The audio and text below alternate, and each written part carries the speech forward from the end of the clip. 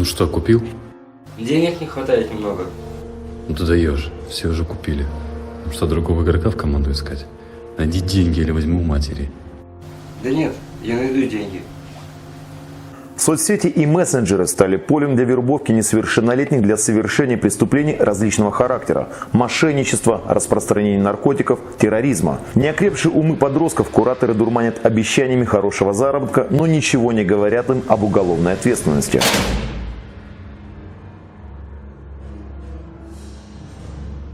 Аферисты обманывают пенсионеров, а подросткам лишь нужно забрать у них деньги и перевести их на счета мошенников. За это курьеру полагается процент от украденного у стариков.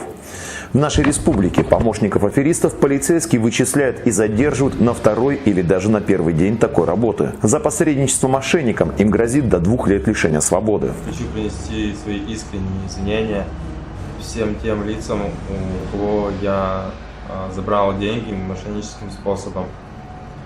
Также хочу обратиться к лицам, парням, которые хотят заработать деньги на этой теме и в других вообще темах.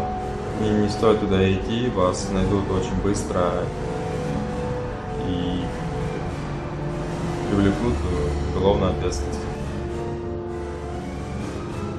Услугами несовершеннолетних не брезгуют и наркоторговцы. Они предлагают делать закладки наркотических средств и за это получать оплату.